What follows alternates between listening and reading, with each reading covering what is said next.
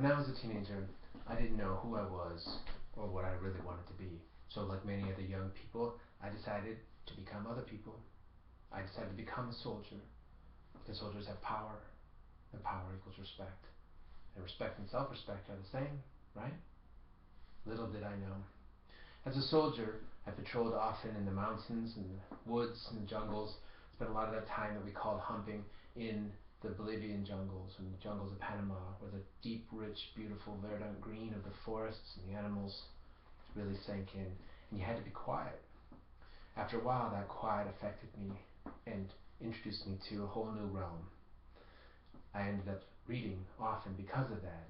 Reading is another form of quiet for me, and that led to the deepest quiet I know, which is meditation.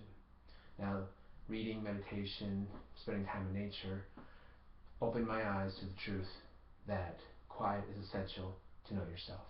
You must be able to spend time alone, and you can never really know yourself if you can't hear yourself. So I think Americans knew this early on. The first lending library in the United States was started in Boston in 1854, and those people knew that everyday citizens needed a place to be quiet as well. But long before them, Benjamin Franklin argued for social libraries and advocated them in the 1700s, because a great nation needs innovative thinkers and people who can spend time quietly reading and focusing. So today we have writers like Susan Cain, whose wonderful book Quiet reminds us that we need to be careful of idealizing what she calls the extrovert ideal.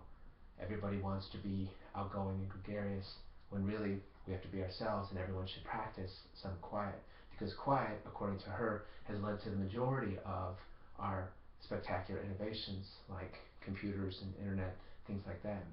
So we should all try to spend some time quietly. Now, they're going to say that the library should stay the way it is, that it should remain in the status quo, a place for meetings and discussion. People need to feel comfortable talking there. I say we should revert back to its original purpose, a quiet place for introspective thinking and for contemplation. Because quiet leads to calm, which leads to confidence, concentration, which leads to patience, focus, and innovation, the lifeblood of 21st century America. Introverts and extroverts alike both need to be quiet so that they can participate in the American dream to come. Now, they'll argue that we have places for discussion, and we need them, like the library, but I say we can have those discussions at Coffee House or Glass or other places in the community. And if necessary, if we have to have them at the library, let's have them downstairs. Let that area be for discussion. Because if anyone needs quiet, it is Americans. With our busy lives and our crazy technology, we need it to balance out that stress and that digital excess. So please consider my proposal, because you can't know yourself if you can't hear yourself. We all need quiet.